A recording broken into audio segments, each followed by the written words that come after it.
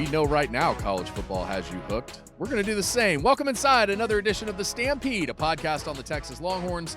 Alongside Mack Brown, I'm Bob Ballou. We'll tell you where our quarterback is in just a minute. First, though, you can always get this episode of our podcast anywhere you get your podcast, on Apple, Spotify, YouTube. You can get us anywhere on social media at The Stampede UT as well. And we've also got a new sponsor. Excited about this. Texas Pro Tax is coming on with us. I bet you didn't know this, but more than 50% of Texas residents are paying too much in property taxes. Texas Pro Tax is here to help. We appreciate them being on board with us as a sponsor. Much more to come from them. Lots to get into about college football.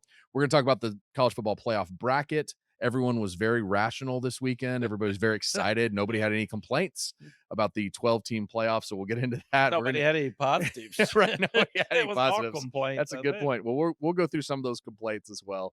We'll dive into maybe which teams got the best draw, how they got there. Indiana, what a wild story Indiana is from college football doormat forever to 13-0 and the number one seed in the playoffs this year. And then we'll obviously take a first look at Texas and Michigan in the Citrus Bowl. What a great matchup for college football. If you're not going to have a playoff game, you want a game like this, and that's Texas and Michigan on New Year's Eve in the Citrus Bowl. But let's get started with something much more important than all of that, and that is we are so excited for Michael Huff to be going into the College Football Hall of Fame. I was looking through his numbers. He was 45-6 in his time at Texas. Won the Thorpe Award, won the defensive MVP in the national championship game, 7 interceptions at Texas, 6 forced fumbles, and 3 block kicks. Did everything that you want a guy to do. Mac, you obviously coached Michael Huff, but to see where he is now as an assistant director of player development at Texas and everything that he's been through to get to this point, how proud are you of another guy going into the College Football Hall of Fame? Boy, I'm so proud of him. And he made the play on 4th and 1.5 against USC to win the national championship game. We said, Michael, get in the backfield. So he was about 4 yards deep when he hit Lindell White to make the play. And Vince didn't opt out, and he's not leaving us. He is at the Hall of Fame tonight, honoring his friend Michael. And you got Derek Johnson, Brian Orakpo. You got so many of those guys out there that are with him today. Jamal Charles, Michael Griffin. Saw that picture. Yeah, that was awesome. It's really cool. But what you love about college football is Michael was not highly recruited. He was a track star. He was not a guy that people were recruiting for football, and we loved it. We had him in camp. He could fly. He could catch. He had great character. He had tremendous grades, and he ends up with all those accolades that you just talked about. And then he ends up being a great father and a great husband, and on the staff for Coach Sarkisian, giving back now because he's such a mentor to the players on that team. And that makes it so much fun too. And I will say the highest honor you can have as a player or coach is to be in the Hall of Fame, because it honors all of the people that played with you or played for you or coached with you. And it's just a chance to say thank you to them. So the players get taken back when I say, yeah, you put me on the Hall of Fame, or I'll say, you're in the Hall of Fame. He said, no, I'm not, Coach. I said, yeah, you're with me. Yeah. And that's just, it's really, really special. So congratulations, Michael Huff. So proud of you. And you represent your family, the University of Texas, and college football the way it should be. And he's always sleeveless because he's got those guns. He does. And he never has to put those away. No. That's a good one. No, when you're fast with those big guns, it does make a difference. Congratulations to Michael Huff on the College Football Hall of Fame induction. They honored him at Texas at the Arkansas game, so everybody got a chance to see him there and say congratulations to him. So that's pretty special. Yeah, so Bob, now national championship, Thorpe Award, and Hall of Famer. Pretty cool career. Same for you. Same for Vince. I mean, both you guys have done it all. Derek Johnson. It's Derek Johnson. I mean, there's a laundry list of Texas guys that it's just got to be so special. I mean, it's just what a feeling to have another guy going into the College Football Hall of Fame. And many more going in. Right. Yeah, not done for sure. You can't have them back to back. You have to skip a year. But ours would be going in every year if they didn't have to skip. And it's been fun over the years to see which Texas Longhorns have gone in. I remember talking to Bob McKay, offensive lineman on that 1969 national championship team. It's 50 years later. It's still special. So special for him. Yeah, that doesn't go away. Yeah, that never goes away. It's really cool. So a big congratulations to Huff as he enters the College Football Hall of Fame this week. All right, let's talk a little college football playoff. I know everybody's been losing their minds over it this week. The field that was announced, and um, let's start with Texas because I think it's important to establish a few things as we get into all of the conversation. Texas does not get in the playoff. 9-3 on the season, and Hunter Yurachek repeatedly, and really the only time Texas was mentioned was when they would say, "Yeah, that Florida loss," and it was over and over about the Florida loss, but you never heard Alabama and the Florida State loss. And I thought that was a really, for everybody that says, listen, let's start with this. I know they have a tough job. I'm not acting like they don't. There's a lot that goes into it. But it felt like every time somebody would make a point and somebody would try to counter with something, they would move the goalposts and go over here and say, well, but they have the best win of the year. Alabama's win at Georgia probably is the best win of the year. Indiana at Oregon was probably number 2, but Texas at home against A&M is number 3. There are a lot of games you can get into, and you can start playing this game, and you move around and over. And but I want to get your initial thoughts. Texas not getting in with the schedule it had, and kind of what you saw from the perspective of, okay, but they didn't say much about Alabama's loss. They didn't say much about the scheduling that matters and playing Ohio State and Georgia and all those type of things. Well, as I said, when I was a media member for 5 years, I spent a day with them, and they do have a very difficult job, and they do try. And I think they want to be fair, but we are talking about human beings. I'd love to see more metrics. How many points do you get for strength of schedule? How many points do you get for strength of record? How many points do you get for head-to-head wins? Instead of saying they look for reasons to throw you out. Texas lost to Florida; they're out. I mean, they were out. That was Yeah, the only point that was ever brought up. They're out. yeah. That's it. But then I also heard they said, "Well, it wasn't a great win at Mississippi State. It wasn't a great win at Kentucky because there were overtimes." Well, what's a great win? A win's a win. Then I get confused on, is it better to play in a championship game like Ohio State did and lose, or not play? Is it better to play in a championship game like Alabama did and lose, or not play? Right. So it seems like we gave teams credit for playing in the championship game, but didn't take away uh, points for them losing. So that's confusing. Let me give you one quick stat on that because I thought this was amazing. 26 teams have entered a championship game ranked in the playoffs since we started the playoff. 25 of them moved down at least one spot after losing that championship game. Alabama's the first team to not move at all since that championship game. And I think Notre Dame fans said, we're okay with Miami getting in over us. They beat us head to head. Why aren't we in over Alabama? And I think that was another big point that Notre Dame fans had. Yeah, and why was Notre Dame rated ahead of Miami, and then they didn't And play, and then they dropped below them? You go back to, I think it's 2014. Um, TCU's TCU and ranked Baylor. 3rd, Yeah. and I think Ohio State's 6th, and then they play.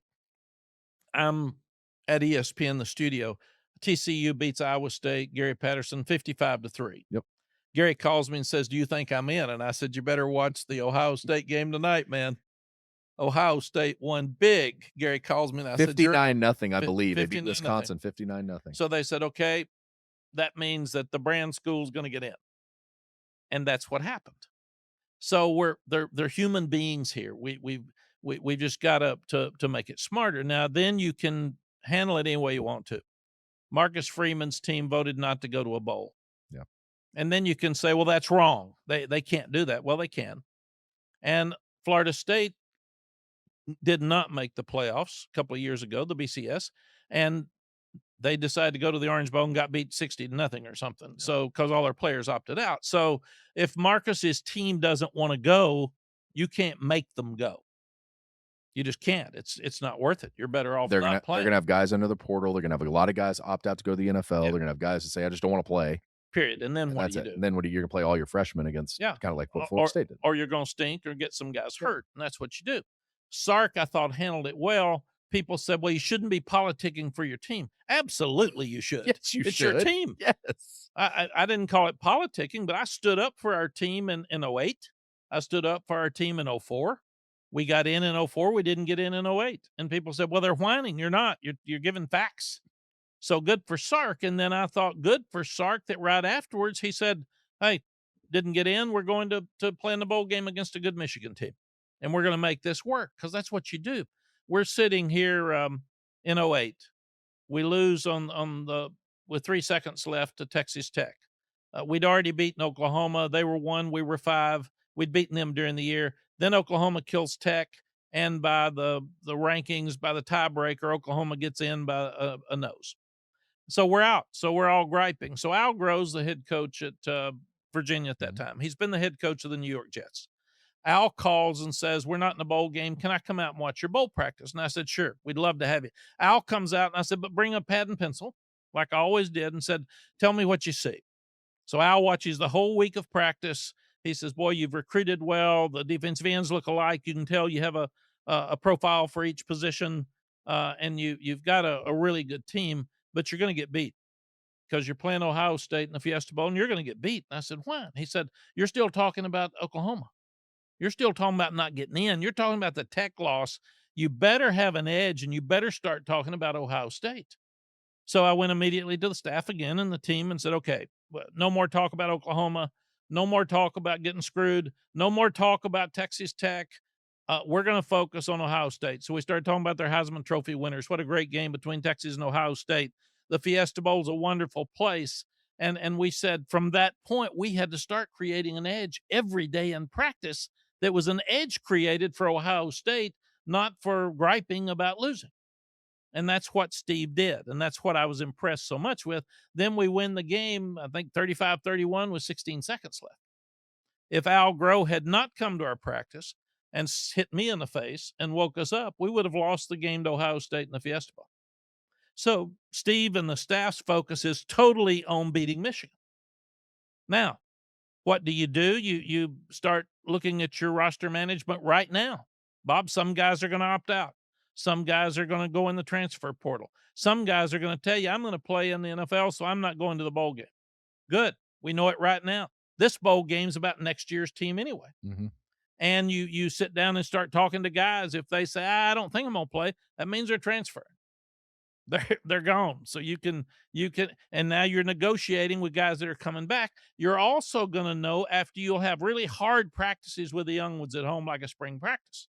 You're going to know what you're missing for the transfer portal on January 2nd when it opens and you need for your team in spring practice. So this is a blessing that being in the Michigan game is better than getting beat in the first round of the playoff because that's just what you've got. You've got a team builder for next year, kind of like Vince saying, "We'll be back." Well, that's kind of what Sark's doing. We're going to be back in the playoff next year, but we're going to go beat Michigan and we're going to get a better team and go through this process. But because we know there's some concerns that we've got, I applaud Clark Lee. He said we didn't play well enough. We didn't get in because we lost a few games. Those are facts. Now, when we've got human beings making decisions and you got that many in a room, we're probably never going to be happy like TCU. How do you drop from 3-6 by winning 53-3? Yeah. And then if you look at it, and I've said this the whole time, I do think we should have 16 team playoff, maybe 24, but 16 for sure. I'm not sure we should keep playing championship games. Let a tiebreaker take care of that. Some people, John Gruden said the other day, have play-in games for those that are on the like basketball. Right. I agree with that. I think take a week and let people play their way in if they're on the border. And then you can prove the Florida win didn't keep you out. Right. And then have a playoff with a group of 5. But I really admire Bob Chesney at James Madison. He's already gone. He's at UCLA, so he's got a coach against Oregon. Why he's getting a staff and team ready at UCLA. I'm really impressed with John Summerall. I've gotten to know him. I think he's a great young coach. They've done a tremendous job. Both of those teams are good teams, but at their level. John's coaching at Florida. He's hiring a staff. He's trying to recruit. He's negotiating with players. He's looking at the portal. And he's got to go play Ole Miss, who beat him 45-10. So to me, let them have a chance to win a national championship at their level. And then you've got 12 of those teams we're talking about instead of 2. And you don't kick out a Texas or a Notre Dame or a Vanderbilt for a James Madison or Tulane. Tulane. Would we rather see Texas open up at Oregon for a playoff? Right. And would we rather see Notre Dame playing at Ole Miss than James Madison and Tulane? Sure, we would. Yeah. It's healthier for the kids. It's better. It's better for a group of 5 for Better them for to the have their sport. own. It's better for the sport. Yeah. I mean, there's so many check marks that you can get, all of which are meaningful. And to that point, I think, maybe let's say Tulane upsets Ole Miss. That's going to happen once every 2, 3, 4 years, whatever the number is. but they're not gonna win 4 straight games. No. And I remember Gary Patterson actually telling me that when he won Coach of the Year, I believe it was in the 2009 season, we were at the national championship game, they awarded him that when we were there, and we went and talked to him. And I said, "Do you wish there was a playoff? Do you wish you had 4, 4 or 8 teams or whatever it was so you'd have a chance to be in it right now?" He said, "No." He said, "We couldn't win 2 or 3 games in a row." Now this was back then before TCU, moved up. But it's such a great point. None of these teams are ever gonna win 4 straight games and win the national championship. They might win 1 and win it, go on the road and upset Ole Miss, go on the road and upset Oregon. It might happen. But in the end, you're not gonna win 4 Yeah, straight don't have games. enough depth. Y Weren't able to buy enough good players. Right. And let's go back to, wasn't it Central Florida that beat Auburn And that was 17 when they claimed the national championship, if I in the remember right. Peach Bowl? You're more likely to beat somebody who's disappointed they didn't get in the BCS and they're in a bowl game and they don't want to be there. Right. Ole Miss has got some new coaches and they've got some issues. Oregon's lost both their coordinators, and that's not comfortable. But The talent the talent is so differential good, the is depth is so good, and they've got to win to stay in the playoffs and have a chance to win a national championship. So the motivation is much different than playing in a Peach Bowl that you're disappointed that you didn't get somewhere else. no doubt. These teams will be motivated. Oh, yeah, for sure. I wanna go back to Sark for a minute because I thought you brought up a really good point about how it was like a dramatic shift almost. We heard Sark campaigning for his team, politicking for his team, exactly what he should do.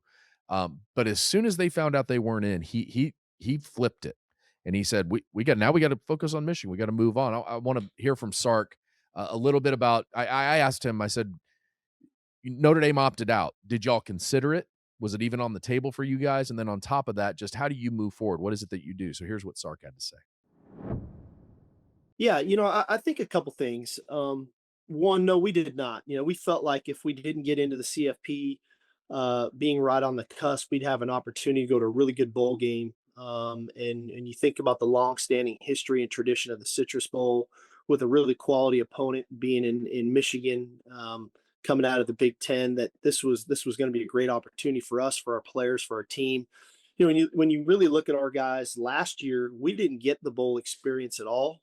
When you go to the playoffs coming right out of the SEC championship game, we didn't get the bowl experience, and I think that's part of playing college football is getting some of that bowl experience. If we could have earned a bye, we could have got a little different experience, but we didn't. And so, I want our guys to enjoy this, and I feel like it's the right thing for us to do for a lot of reasons. I don't know about the ripple effect for everybody. I think we all have goals and aspirations of winning conference championships and being national champions. At least we do. But I also think that there's an experience factor on all this. There's growth in all this. There's development in all this. There's camaraderie. There's so much that goes into this that sometimes a bowl game is about celebrating a season and finishing a season the right way. And like I said, I can't speak for everybody else. That may change some as we evolve potentially into more teams. I don't know. I think we all can agree we've got a flawed system right now that needs to be revamped, needs to be looked at from a lot of different angles. Where it goes from here, I don't think anybody really knows. And so, the point being, I don't know what the effect is going to be down the road. I just know for us, this is an opportunity to play another game against a really good team in a great game, great bowl game, and we're going to cherish it. We're going to put our best foot forward and try to go win this game. Where it goes from here, I don't think anybody really knows, which is another kind of comment to go back to. We need the leadership to figure this out. We need some people to get in place to figure this out. But And back we to need to figure out who the and leadership who are the is. who are the leaders? But I had said, what's the ripple effect of Notre Dame opting out of this bowl game? And then you saw on top of that, Iowa State and Kansas State and Auburn and Baylor and all these schools saying no to bowl games. What do you think the ripple effect of this is? Like, do you think this makes it change? Not just that there's a G5, two G5 teams in the playoff, but also all these teams opting out of the bowl games. Do you think this offseason going into next year, they restructure everything immediately because something has to change? My experience is it needs to change, and I haven't seen urgency in changing things. Right. The NIL needs to change. The calendar, the The trip they portal, they did change the portal. yeah. the calendar really needs to change, and that's got to be an urgency because it's just not working Right. at all. And then I love the bowls. Our players at one time they got Christmas gifts and they couldn't afford Christmas gifts, some of them, so they get gifts for their brothers and sisters, and it was just the coolest thing. They got to spend a week together. They got to go to places they couldn't afford to go. Now they got enough money to buy those things, so that's a little bit different too. So I'm really worried about our bowl partners. I don't think it'll be the same moving forward, obviously, but I hope we find a place for the bowls because they've been too much of the experience for college football. But let's go to Marcus Freeman. People are killing him. I learned as a coach, there's so many things that you don't know that are going on behind the scenes. When you don't know what you don't know, we have people that still comment, but you're not being accurate in some cases. There's a lot of things, Marcus. I'm a Marcus Freeman fan. There's a lot of things Hard that not he to be. had to consider that he's not going to say publicly that we don't know anything about. If Marcus Freeman's not going to that bowl, I trust and like Marcus enough. I think there's a reason, a valid reason that he's not going. If I'm at Iowa State, they've already got a new coach from Washington State. Their coach, Matt Campbell, for 10 years has been a wonderful coach. He just left. He's going to take the staff with him. There's probably going to be some players now that'll go into the portal and go with him. So Iowa State might not even have enough players to play. So we beat up Iowa State and Kansas State. Kansas State's coach is going to be the offensive coordinator for A&M in the playoffs. So who would stay there? And those coaches don't know if they're going to be coaching or not. Ole Miss, I will say, there's been a lot of criticism of Lane Kiffin. I like the fact that he's allowing the offensive coaches to go back and coach those kids in that bowl game. Now, Lane did take those coaches away. Right. And are they going to poach players as soon as they're out of the playoffs or win the national championship? That's another reason it's better that the portal's back to January 2nd now, because some of these games will have been played and kids will not have to pull out in the middle of the playoff. But I do think the bowls are different than ever before. Texas is so lucky. Michigan's so lucky that it's two of the best programs, winningest programs in college football history that get to play against each other. So you're going to have a really good game, great competition. People are going to be interested. People are going to watch it from both sides, and it will have an impact on recruiting. It'll have an impact on spring practice and probably on next year. It is an interesting point, though. If Ole Miss wins those first two games and then the portal opens, how many of those kids will be heading to the national semifinal game wondering, am I going to LSU?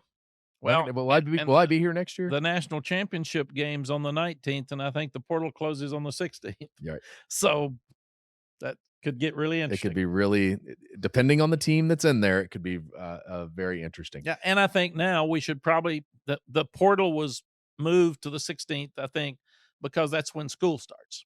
The semester starts. Usually you can wait 11 days after school starts to get in.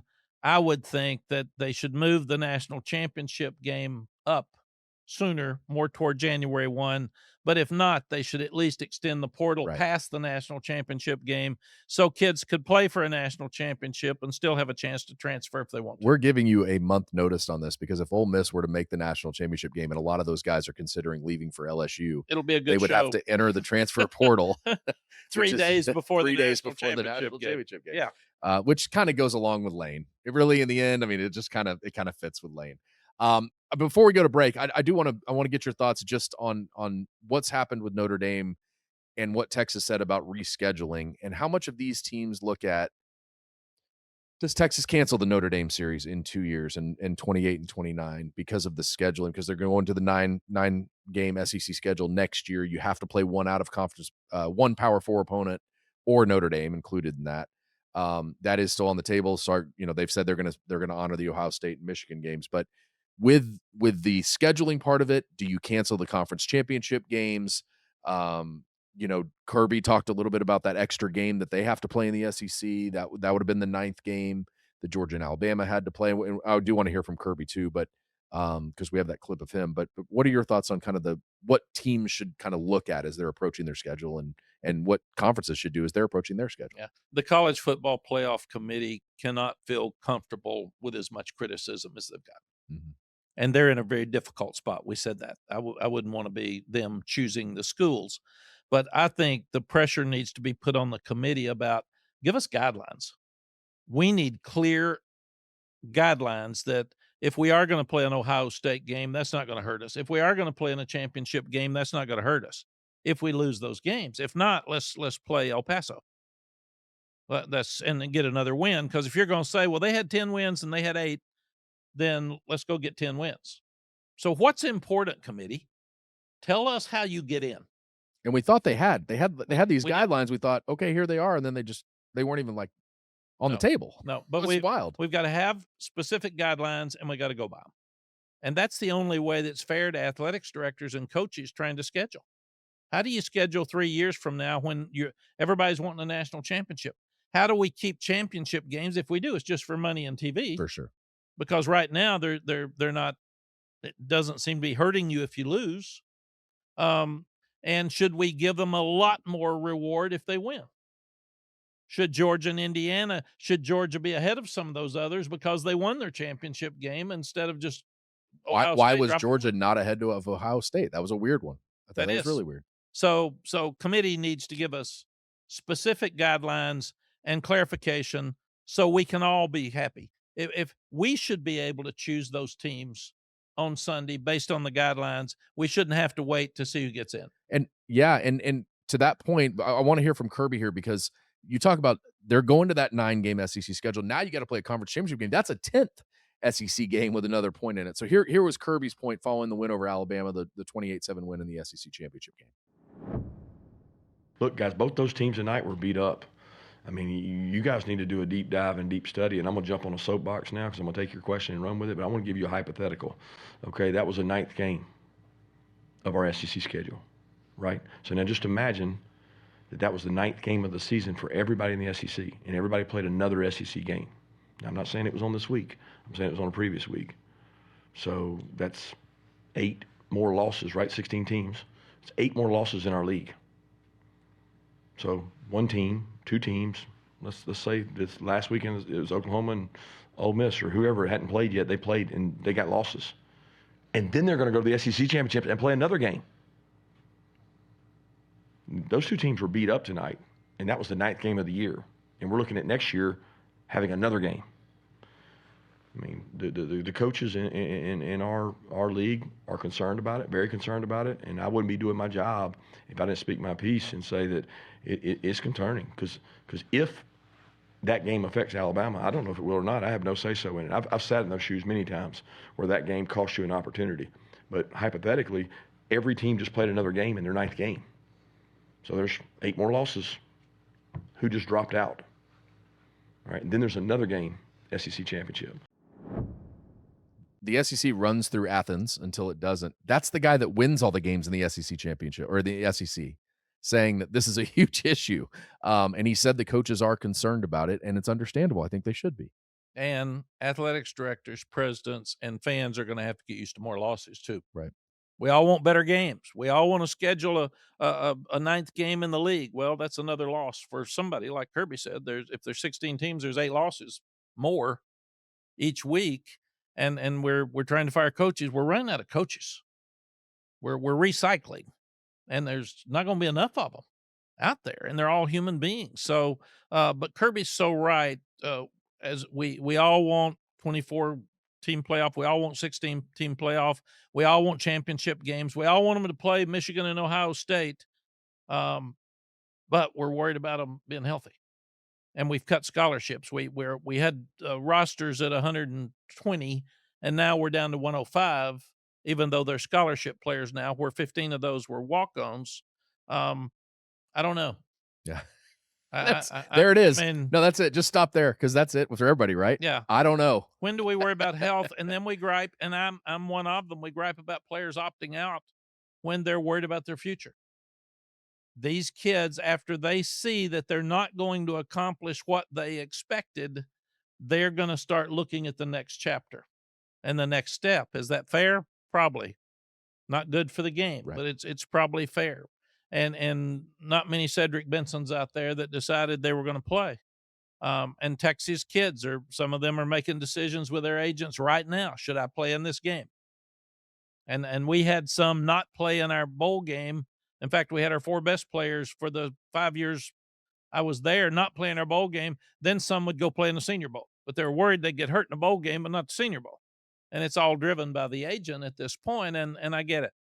I get it, but it's our game has changed a whole lot, and we've got to we're all over the place. We've got to tie things together. We can't say we want 9 conference games because it's better for TV, it's better for the crowds. What's best for the kids? We're not talking about the kids anymore.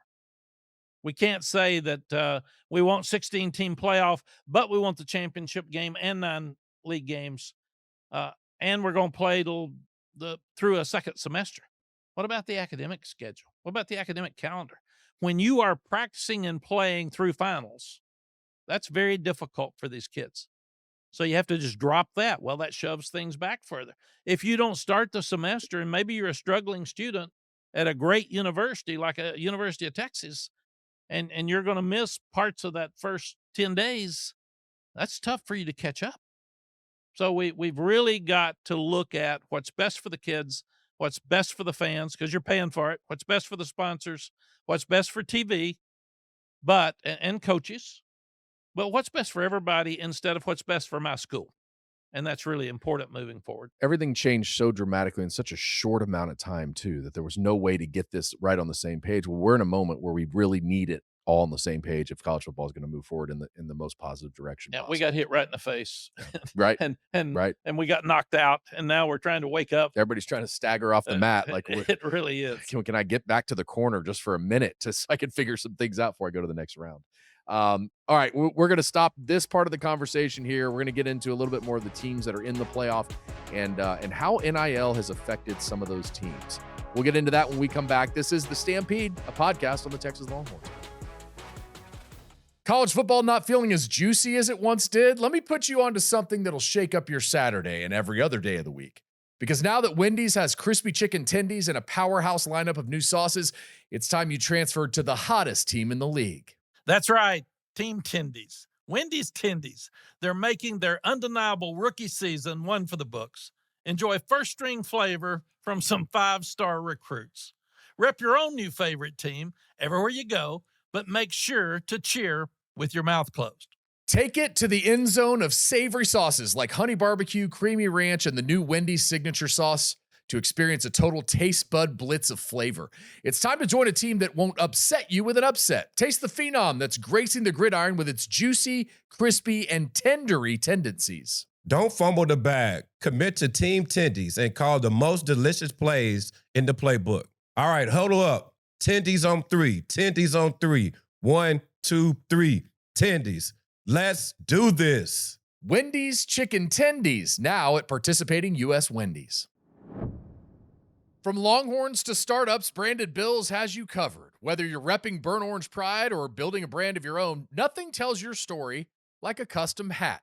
Branded Bills is a proud sponsor of Texas Athletics with licensed Longhorn headwear that holds up from the tailgate to the stadium and through the celebration. Bob, don't forget the sidelines and the golf course, too. You know it, Coach. You have to look good to play good. But Branded Bills doesn't stop there. They specialize in custom headwear that helps teams, companies, and communities showcase who they are with premium fit, finish, and style. So whether you're a Longhorn fan, a business founder, or just someone who wants to stand out, check out Branded Bills just like mine's. Explore their officially licensed UT collection or design your own custom hat built just for you. Branded Bills, from Longhorns to startups, licensed pride, custom style. All right, welcome back to The Stampede, a podcast on the Texas Longhorns. Alongside Mack Brown, I'm Bob Ballou. Vince Young in Las Vegas this week with Michael Huff, as Michael goes into the College Football Hall of Fame. So a really special time for them. They're going to enjoy that out in Vegas this week. So Coach and I are holding down the fort and getting into what's going on in the college football world. We had our first segment. We talked a lot about kind of that side of the business side, almost more of college football. Let's get into actual games that are going to be played, but we're going to include the business side a little bit because there are some interesting storylines here. And I think, Coach, this all starts with Indiana. College football doormat forever and ever and ever. And the last 2 seasons, Curt Cignetti takes over. They were really good last year. Didn't get it done in the playoff, obviously, against Notre Dame. They come back this year, 12-0 regular season, beat Ohio State in the Big Ten championship game. What a cool thing for the school. But you have to have the investment in your program to make those things happen too. What do you make of Indiana? To have a team like this, they're along those lines of what Texas Tech has done, what Vanderbilt has done. What do you make of Indiana? Well, my friend Lee Corso took them to the Rose Bowl, so be careful here. They Yeah, did the have a press. moment. Correct. They just haven't had many moments when you go through. You look at what's happening in the change with it's making more parity. You can be a school that's not a brand school in football right now and be competitive. Let's look at Indiana. Let's look at Vanderbilt. Let's look at Texas Tech. All three of them have the best teams they've ever had. And all three of them have good collectives. They've been very committed to the revenue share. But there's some other schools that have money that aren't winning, and especially at that level. So to me, number one, you have to have money to win. There's no schools without any money that are winning. Right. Period. Because you got to buy good players. And that sounds awful, but that's facts. Number two, though, you've still got to really do a great job of evaluating, because if you evaluate a high school player, he better develop faster because you don't have 3 years anymore. They're firing coaches in 2 years. You better be great at evaluating in the portal because, number one, you've got to figure out why he's leaving, because if he's in the portal, he's leaving somewhere else for a reason. Is he leaving because he was a bad kid? Is he leaving because he wasn't playing enough? Is he leaving just for money? And if he left them for money, he'll probably leave you for money the next year. And then at North Carolina, we didn't have enough money, so we had to recruit the East Tennessee States, the Coastal Carolinas. We had to go to the FCS level to get kids to come, and they were eager to be there. If you sign a kid from Ohio State and he comes to North Carolina, is he as eager to be there, and is he hungry? So just buying players in the portal doesn't make it work either. You have to buy the right players that are a fit in your program. And then you have to do a great job with your culture of making high school guys and guys coming from the portal all fit in that locker room when they're all making different levels of money. And then you have to decide, how much do you want to pay that guy, because you have to pay a certain amount to get him. Is he worth that? What's his value to you? I'm hearing coaches that are lesser brand schools are getting players to flip, and all of a sudden you're saying, why'd he leave? We weren't going to pay him that much. There's a ceiling that you're going to pay a guy, just like all of our listeners in your businesses. If a guy comes to you, a lady comes to you and say, I want a raise, well, did you deserve it? If you didn't, I'll get somebody else for less money and do a better job than you. And in that business, those people are probably saying, well, why is he making more money than I am? Because but Same again, thing. those are 30 and 40-year-olds that have been in business for a little while. These are 18 to 21-year-olds trying to figure it out. Yeah, with a lawyer, a third party, Right. and a mom and dad that A want lot money. of people in their ear. A lot of people in their ear. So credit Indiana, because Coach left JMU, Coach Signetti, took a lot of players with him. That all helped, because that's what's happening now. When coaches are leaving their program, the kids want to go with them because they recruited them. And it depletes the school that's got the new guy coming in. So athletics directors are even looking at, who can I hire that's going to bring some players with them? That's part of this. Who can I hire that's going to bring coaches with them? Is their coordinator going to get the head job they're leaving, so we don't have him coming here and he's part of the big deal? But Clark Lee has done a great job at Vanderbilt. Now, they both brought in transfer quarterbacks. Mendoza was not recruited out of Miami. He commits to Yale. He signs with Cal, and then he transfers to Indiana. I thought he was one of the best quarterbacks in the country last year. We weren't in the ball game with money, but we would have tried to get him at North Carolina. Diego Pavia has made a huge difference in Vanderbilt's team. They just committed a 5-star quarterback. They flipped from Georgia at Vanderbilt, and I'm sure Clark Lee said, look what a quarterback can do for your program. You're Diego. Next year, you're my Diego. And he brought a bunch of guys from New Mexico State. He It brought wasn't a just bunch. Diego. There were a lot of guys he brought with And after Jerry that good- Kill, and Jerry Kill. who's an experienced head coach that Right. does a great job, that was there to help him. But I've been so impressed with Clark Lee. He could have gone to some places this year. Should he stay at Vanderbilt in the past? No. But right now, if you can get kids in school, and if you've got money and you're a fit for that place, and that fit place is a fit for you, then yes, you can stay and win at Vanderbilt, which I would have never said before. I went to school there for 2 years, Right. and we couldn't block anybody. So that's why I have bad knees as a running back at Vanderbilt. Well, But and who knows? Diego Pavia might get a 13th year of college. We don't know. yeah, but Yeah, there, it could if happen. anybody You was never- already called the president and trying to get him, he got the tried to get- NCAA to flip. He tried to so- get an executive order from President Trump for 16 teams in the playoff this year. I love that. Like, Yeah. why not? Let's Yeah. try it. Make it happen. But there's a tremendous amount of pressure on presidents and athletics directors because they've got to evaluate the coaches that are out there, because you can't make a mistake when you're giving a coach $10 million and you're giving them all this money to buy. It's a killer. Yeah. And if you hire a coach and you have all that money, you're firing him faster, but then you had to give him a big buyout. So there's not enough money when you talk NIL and you talk, money for the university. It used to be about academics, and now that's not mentioned as much.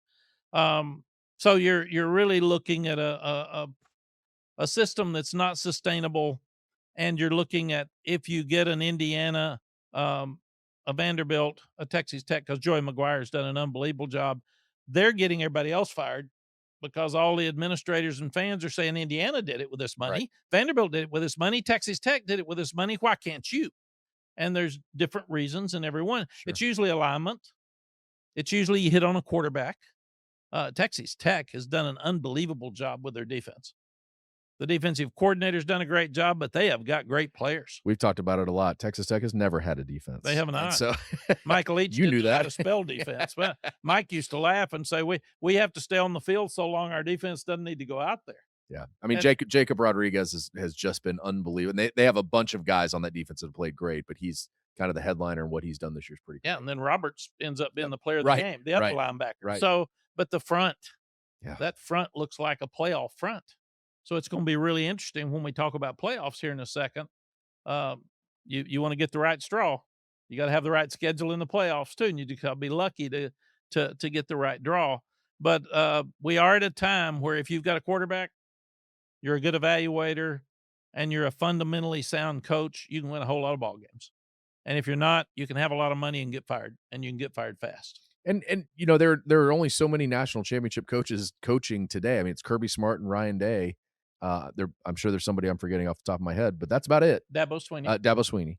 But that's about it. There, you know, and so when you start saying, look at what Kurt Signetti's done, look at what Joey McGuire's done, look what Clark Lee's done, look what Tony Elliott did at Virginia this year. I mean, there are coaches now that are making their name, and they're making their name because they've taken these programs that haven't been good and made them good, but also they're winning a bunch of games, and they're showing a blueprint for other coaches to say, I don't have to be the big name at a big school. I can do this at different places. Yeah, Manny Diaz won the ACC. Yeah. Lost too many games. He lost to Connecticut.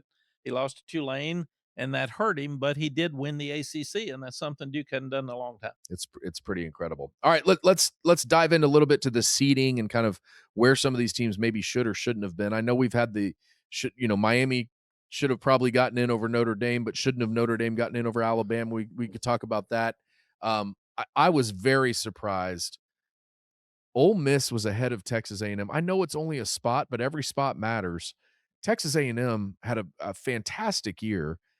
Do you think it's what we last saw, what we remember is what we last saw? Is it, how do you justify, here, I just have the numbers. A&M had a significantly better strength of schedule, 16 against 41, a better strength of record, 3 against 6, and they both were 11-1. Why is Ole Miss ahead of A&M? And again, it's just 6 versus 7, but it's still a spot, and I think it's significant. I think it's eye test. I think exactly what you said. We saw Georgia lose to Alabama, and we were all shocked in Athens because they've lost so few games there, that one stuck in our mind about Georgia's not as good. I sat there and said it that day. I said, Georgia's dropped off. Well, they haven't. They dropped back. They jumped back on. They look Right, really good. Right quick. They look really good. And then you look at Ole Miss at Georgia. They fought them for a while, but it still wasn't. Fourth game. quarter, No, it was. We'll see you. Yep. We're gone. Alabama hasn't looked well as late, so again, they must have gotten credit for being in the championship game, not playing in it. So I don't know. I think there again, that's why we need clarification. We need people to tell us exactly. A&M did not play well against Texas offensively in the second half. It didn't look good. Um, and the 2 interceptions down at the end, even though it was closer, it, it still didn't look like it was a close game at the end, and that did hurt A&M. But again, Notre Dame, you're going to have to. There's been a squabble now between the ACC and Notre Dame about scheduling, and about you talking bad about us when we're one of your partners. So how does Notre Dame schedule? And being independent's hard to schedule. So if you can't schedule as an independent, because USC may quit playing Notre Dame, do you have to join a league? And is that part of this? Is there part of a push here to make Notre Dame get in the Big Ten? Right. I do think that that's why these things are being questioned, is we do not have direct answers. And I say there's just a little bit of a difference in 6 and 7, and every spot matters. I mean, at 6, Ole Miss is playing Tulane, and at 7, Miami A&M's hosting Miami. Yeah. So that's a significant difference in the one spot. Yeah, that to me is the hardest bracket. And then you look at it, if you could say, how could Georgia win their conference championship and Ohio State lose theirs and Ohio State stay above Georgia? I don't know. Right. And Georgia's looked so good. If Yeah. we're talking eye test, they've looked about as good as anybody has in the last 5 or 6 weeks. And if Brigham Young had beaten Texas Tech, they would have had a spot. Where would Texas Tech have dropped? Right. So, I mean, there are a lot of question marks. A lot of question marks. I think there's another big question that I want to dive into, and I think having two, of all the things that have happened and of all the craziness of the calendar and everything else we've talked about, I think having 2 G5 teams in this field this year is going to force significant change immediately when we're done, when we get to January or February, whenever they decide to have these conversations. I think that's what's going to force it. But there was a really significant thing that came out this week, that if Notre Dame's in the top 12 or top 14 the next 2 years, so if they expand to 14, but in the next next year in the playoff, they automatically get a berth. That seems wrong on so many levels. I don't even know where to start. What are your biggest takeaways from that? Like, when you say, should other schools be mad about this? If you're at North Carolina, would you be mad that that's the situation, knowing they're going to kick us out if we should have been ahead, 1 spot ahead of them? We won't get in the playoff just because they signed an agreement about this. Yeah. Bob, first let me say I was the head coach at Tulane. I was the head coach at App State. I believe in group of 5 football. It's tougher now than ever before because they're a proving ground. They're just a semi-pro league for the group of 4. But I would rather Tulane and James Madison be playing for the national championship instead of trying to survive in an opening game. And so many of those schools will be losing their coaches because they won the most, and that's harder for them in the playoff too. Secondly, when you start looking at Notre Dame, I was the head coach at North Carolina, and there was a decision that the Big Ten and the SEC would make a lot more money when they won games in the playoff than the Big 12 or the ACC. I was not told that. I read that. I was not asked about it, and I was really disappointed that happened, because Clemson deserved as much money as anybody. Florida State had been great. So come on, man. If you're in a league, your group of 4 is equal, you get equal pay. And if you get in there more, you get more pay. But you don't get more pay for winning, and alike ACC wins and gets a lot less pay. Same thing with Notre Dame. I missed it. I've been out of coaching for a year. I didn't know that Notre Dame had an automatic bid next year if they're number 12, and they have an association with the ACC, and I was in the ACC. Never heard it, never thought about it. Well, I don't think anybody knew, because when that news broke, everybody was like, "I'm sorry, what now? Where did this come? Like, this is out of nowhere. Where did this? Who made that decision? When was it made? Right. How much input was there? When was it discussed? To me, we need to get the AFCA with Craig Bowl involved more. The coaches need to be aware of these things with the athletics directors. A lot of times your athletics directors and the coaches don't talk because they're mad at each other over money anyway. The president's usually not involved except at the highest level when they come in and say, we want this. Yeah, that's good, because he's got a lot on his plate, or she's got a lot on her plate. But to me, these things need to be discussed more with a group of people before we have approval, and make sure that people who have common sense in these areas agree to this before you move forward.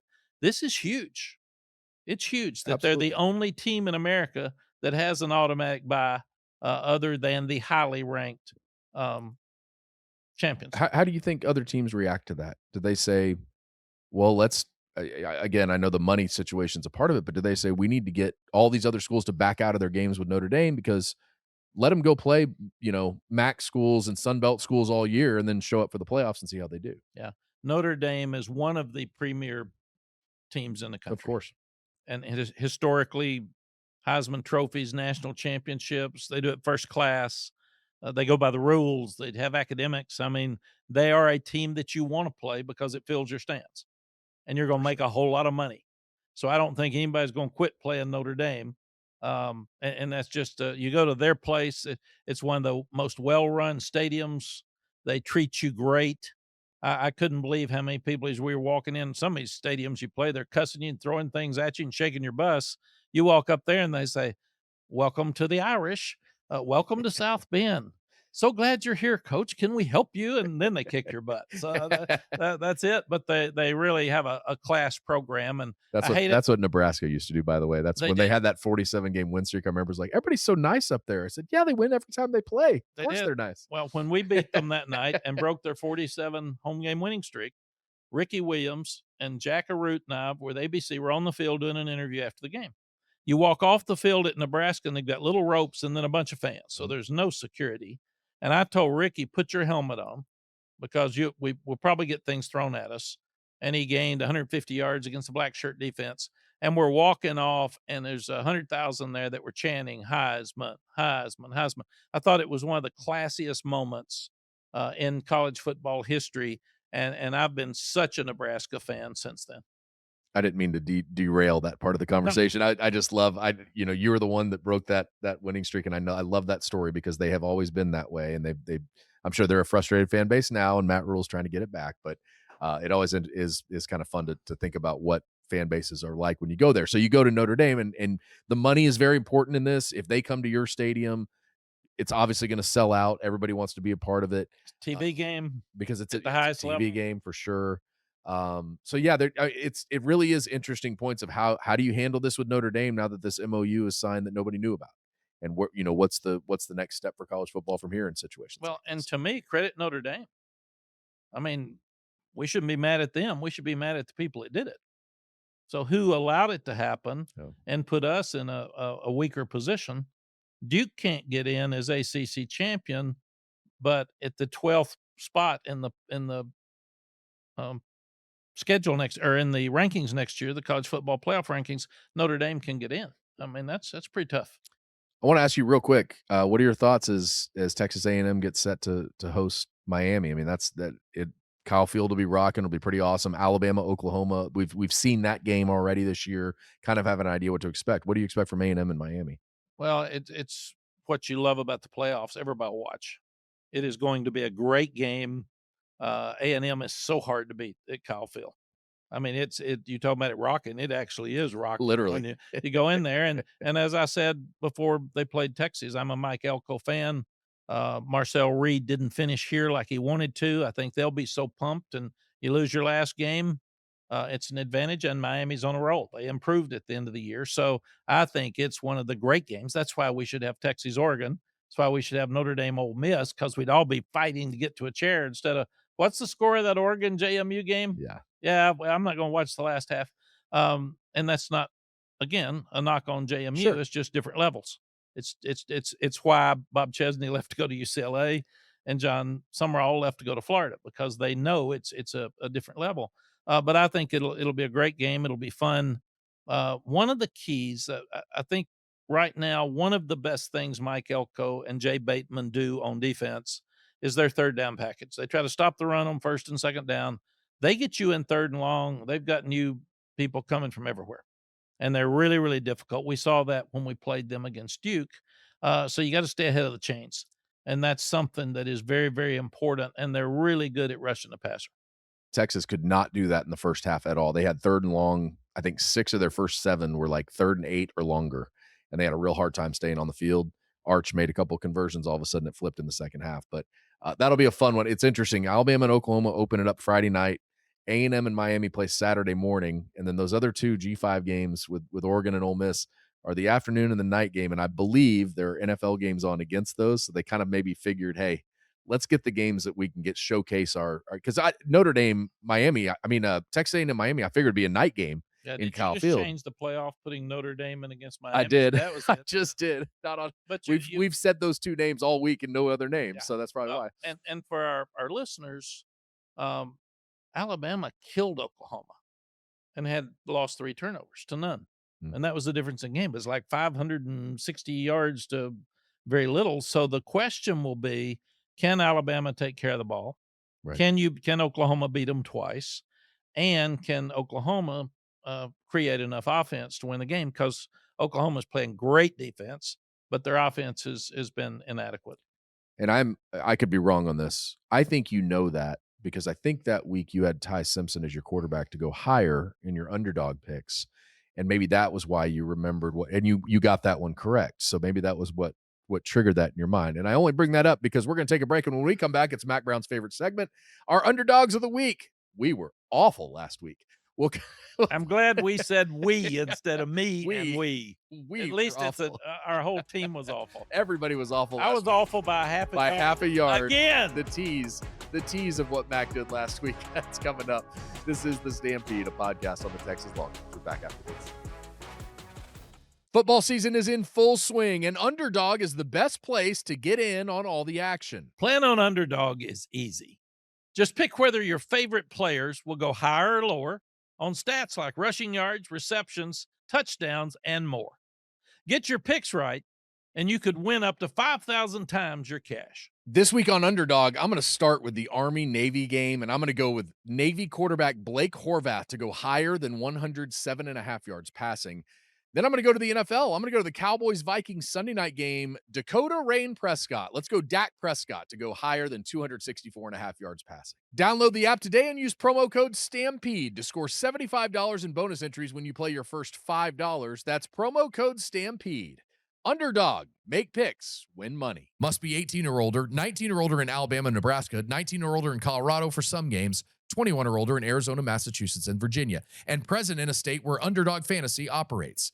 Terms apply. See assets.underdogfantasy.com/web/play and get terms _DFS_.html for details. Offer not valid in Maryland, Michigan, New Jersey, New York, Ohio, and Pennsylvania. Concerned with your play? Call 1-800-GAMBLER or visit www.ncpgambling.org. In New York, call the 24/7 Hope line at 1-877-8-HOPE-NY or text HOPE-NY 467-369. Support for the Stampede comes from Google. We hear commentators talk about the spread offense all the time, but what if you don't know exactly what that means? Or what makes it different from other offensive schemes? You can keep wondering. Ask your friends and hope they know what they're talking about, or you can use AI mode in Google search. You can just type, "Help me understand what a spread option offense is and why a football team would choose to run it." Yep, you can ask that all in one search, and you'll get an organized and helpful AI-powered response with everything you need to know. But it doesn't end there. Let's say you want to keep going deeper. With AI mode, you don't have to start a whole new search. You can ask direct follow-ups like, break down how it compares to the pro-style offense based on overall philosophy, types of formations used, and pace. AI mode is great at these types of comparisons, giving you a side-by-side analysis and helping you get the full story from one question to the next. So if you don't just want to watch the game, but really understand it, you can just ask Google. Final segment of the Stampede, a podcast on the Texas Longhorns. We're excited to have you with us. You can always rate and review us anywhere on social media at the Stampede UT. You can also get this podcast anywhere you get your podcast, Apple, Spotify. You can watch us on YouTube, anywhere you want to go. It is time for our favorite segment of the week. Yeah. I have to look at Mac every time I say that. It's the Underdogs of the Week presented by Underdog Fantasy. This is, it's wild to me that this has happened. Again. And funny enough, the first time it happened, it was by a player in the same game. So earlier this year, Mack Brown had LJ Martin, BYU's running back, to go higher than I think 91.5 yards rushing, and he finished with 91. So Mack was half a yard off.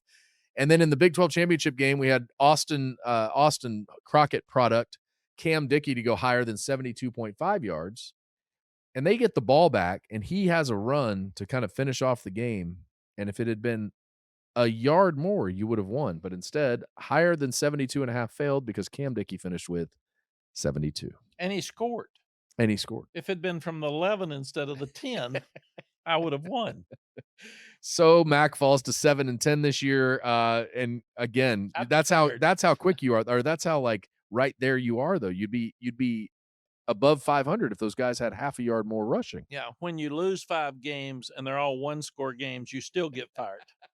They say he was competitive, but you're still fired. So I'm still fired. All right. So Mac's 7-10 this year. Vince Young, again, just in case you missed the first couple segments, Vince is not with us this week because he's in Las Vegas celebrating Michael Huff's induction into the College Football Hall of Fame. Not opting out. He's not opting out. Just He's honoring a just friend. honoring a friend. Vince also lost this week. He had Caleb Douglas, Texas Tech's wide receiver, to go higher than 56.5 yards. He did not. So Vince is 12-4 on the year. And I had Julian Sayin in the Big Ten championship game. I thought he'd go lower because that's kind of what he's done all year, lower than 234.5. They ended up having to throw the ball, had a few possessions late. He finished with 277. So I lost. So I'm 10-6 on the year. Mac, who are you going with this week? I'm going with the rivalry game between Army and Navy, Love it. which salutes our military at the highest level. And we love you kids, and a great time to say thank you for all of you that served. We only do it on Veterans Day, Veterans Week. We should do it every day because we can sit and have a free country because of you. So Navy's quarterback, Blake Horvath, I'm going higher than 107.5 passing versus Army. What a great game. It's a bucket list for me, and I'll be sitting and watching this one on Saturday. Blake Horvath's passing and rushing numbers are the same. They're exactly Can he the go same. higher than 107.5 on either? You can make your pick there. We're going to pick for Vince. We let producer Steve knock this one out this week for Vince. So Vince is going to go with Damon Williams, Washington's quarterback. And by the way, the first bowl game of the year already started. I don't know. They don't get the 15 practices because they didn't have time to know they were even going to a bowl game unless they're doing 2-a-days. Nope. But Boise State and Washington will kick things off. And I had to find the name of that bowl game. The Bucked Up LA Bowl. That is the name of it. The Bucked with a B, Bucked Up LA Bowl. Boise State and Washington. Damon Williams higher than 49.5 yards rushing. So they think Damon's going to have a good game. We'll see if Vince can knock that one out. I'm going to go to the NFL, and I'm going to go with my Cowboys as a Dallas native. I'm going to go with Dakota Rain Prescott, the quarterback for Dallas. Dak Prescott higher than 264.5 yards passing. So go, follow our picks. You don't necessarily have to make the same picks we do, but follow our picks for sure. As always, sign up with promo code Stampede to score $75 in bonus entries when you play your first $5. Underdog, make picks, win money. Let's talk about this Texas roster and Texas going into the Michigan game in the Citrus Bowl. Obviously, the next 3 weeks, very interesting for coaches as they try to, and to your point, Sark's going to have a great opportunity here to figure out his roster. CJ Baxter is going into the transfer portal. Just hate it for the kid. I mean, he was, number one, he's such a good kid. We've all enjoyed having him for the last 2 years because it's been really fun to get to know him, or last 3 years, I should say, and get to know him. He's a great personality. Great for the locker room. Great for the locker Great room. for culture. Yeah. He's who you want to recruit. So CJ Baxter along with Trey Owens and Melvin Hills. I'm sure there'll be a couple more that as we go into the transfer portal, but those guys are in the portal. Anthony Hill declares for the NFL draft as expected. I mean, he's been prolific here in his 3 years at Texas. I'll never get over the image I'll always have of him is sacking Jalen Milroe in Tuscaloosa and running to the end zone to celebrate, and like 3 seniors running at him to get him to like, hey, calm down a little bit. And now he's the guy that's kind of the mature leader and the veteran guy on the team. So all of those things, all the decisions that need to be made now, transfer portal, where does Texas go? What positions are they looking for? But I want to get back to your point of what a great month this is for Sark. And you're going to lose guys. You're going to go gain guys in the portal. But and there's a chance there could be 20 guys in the portal this year. Well, Texas hasn't gotten those numbers, but they may get there this year. But it's a real good chance for Sark to understand where he wants to go with this roster. Yeah, to be successful as a modern day head football coach, you got to take negatives and turn them into positives. Probably no different than all of you in your businesses. That's it. Not getting in the playoff at Texas is a negative. It's hurtful. It's disappointing. especially when you had the crazy number one team in the country to start with. So you could pout, you could be mad, you could refuse to play in the bowl game, or you can do what Sark did, and we talked about it earlier in the show. I really applaud him for stepping up and say, okay, how do we make this negative a positive? Start, you get a good bowl matchup. You got Michigan. That's going to be exciting. Second, you got Orlando, Florida for the old Citrus Bowl with the Cheez-It Bowl. It's one of the better bowls out there, so it's fun. They're going to have a great experience together. But maybe most importantly now, Sark, position coach, and especially the general manager sit down with the agent and every player. The coaches sit down with the player, the general manager sits down with the agent, and you rewrite the contracts of everybody on your team. So if Bob comes in and he says, I want more money, and you say, I'm not going to pay you. This is your value to us. Then I'm leaving. Well, good luck. Are you going to stay for the bowl game, or are you going to leave and go afterwards? Help Sark, because now he's got an open spot. He can start looking in the portal to fit that spot. What spot do you think I played in that scenario? What position would I have played? You would have paid SID, Six. Director of Communications. That would have been it. We would have let you represent us at all the press conferences. Perfect. Okay. Or our golf team. Hey, I've heard you hit a golf ball. I'll so take it. I'll take whatever I do get. that. But that really helps Sark with immediate answers that he might not have had till January. And he, instead of doing this during portal time, he's actually doing it right now. Right. Secondly, after he sees who's going to stay and who's going to play in the game, and you're probably, if you're going to stay, you're going to play in the game. Very seldom would you opt out, and it's the guys that are leaving for the NFL or going somewhere else. And you say, well, why wouldn't a kid play and have fun in the bowl game if he's going somewhere else? He may get hurt. That's always the answer. Why do the NFL guys not want to play? May get hurt, and then it hurts my draft status. That's all fair. It's all fair. And if I'm going to transfer to Texas Tech, then why would, and I get hurt, then they pull their contract. Right. Because I'm not going to sign it till I'm out. Well, Sark's going to know on January 2nd what he needs. Then he's going to go back and he's really going to have a hard evaluation and tough practice, like a spring practice for the young ones. So they'll practice the older ones against Michigan, and then they'll stay in scrimmage and work 15 minutes, 20 minutes afterwards just with the younger ones. So they're going to know more about those guys, because is he a guy I need to cut? Is he a guy I need to say can't play here? Is he a guy that we're going to get him ready in spring practice to go? Or is he a guy that I need to bring in another older one over him? He's good. We're going to keep him and develop him, but I've got to have an outside linebacker. I got to have a filler for Anthony Hill. I don't have one on the team. And Sark and his staff are doing all that right now. So this is a critical month between now and the time they kick off for that bowl game. Probably more importantly, to give them an evaluation of how to start the portal. We know what we want. Now they've got staff members trying to identify who's going to go in the portal at other schools. You can't go in till the 2nd, supposedly. All these agents are selling their guys. If I'm going in the portal on January 2nd, I'm calling schools saying Mack Brown is going in the portal on January 2nd. So be ready for it. If you want him, here's his value, here's his grades, he's eligible.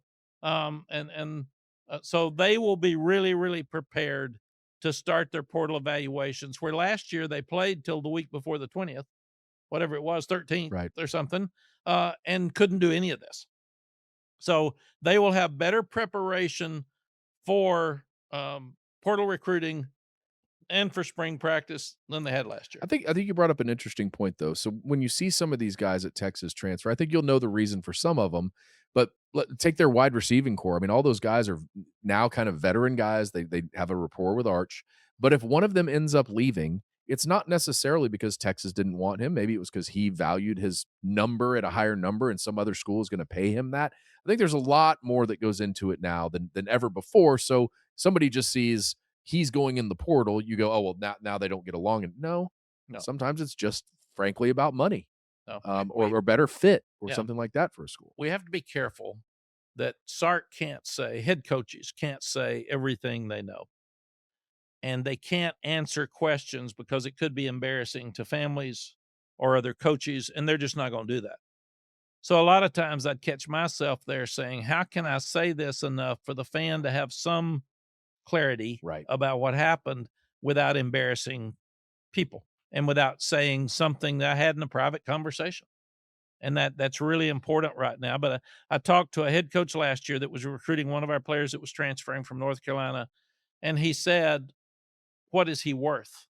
And I thought it was a great question. I'd never been asked, like all of us, when we start looking at employees. And I said, "He's only worth what he's worth to you. What's his value to you? Right. Well, is he worth 850,000? If you've got a need for an 850,000 player, then he's worth that. But what's his value to you? And if not, if you think you don't want to pay him that much, but you have to have a player in that position, then he's worth it." And I think that's where this gets confusing. Yeah. And they've even said that buckets again. This level of player is worth this much. This second bucket, he's worth this much. Third bucket's worth this much. What bucket is he in? And we're not going above that bucket. So if I've got a guy that's a great defensive tackle and I'm paying him 800, and Ohio State offers him $1 million, and I think he's worth 800 to me, then I'm going to let him go. And that's where, how could they let that guy go?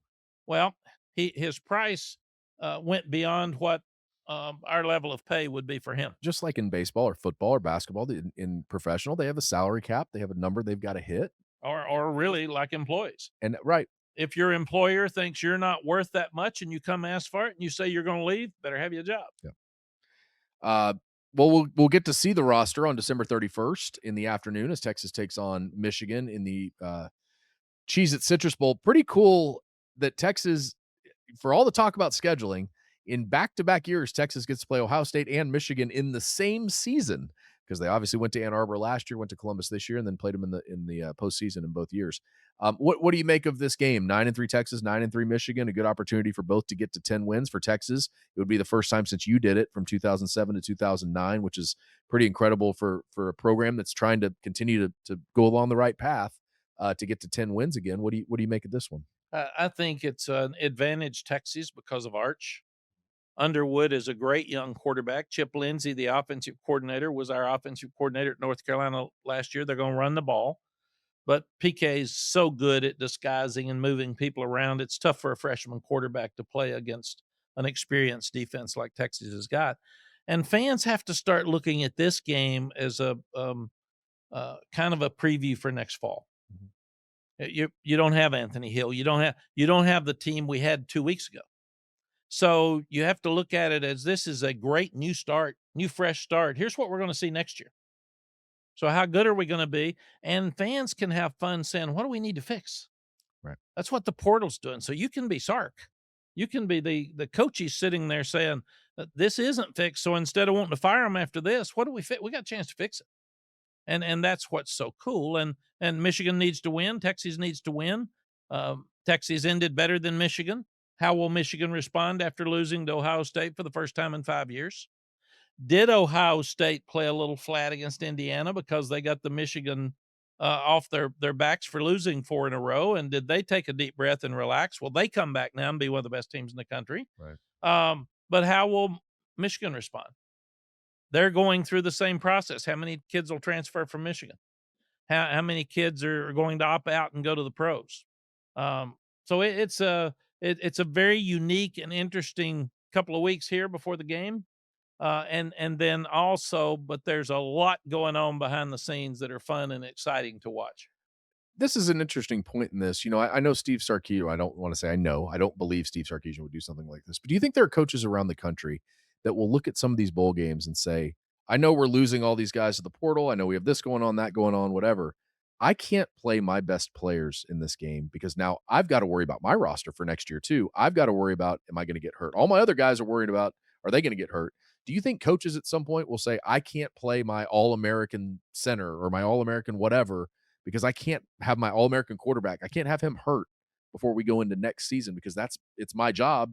My job's on the line. Everything's on the line. I can't have that in a bowl game that in the end is it's not meaningless. I understand that, but it's not a playoff game. You're not going to win a national championship. Yeah, I don't think a coach would ever do that because Not that it wouldn't be smarter, like some people holding people out of the last game in the NFL before their playoff game. Right.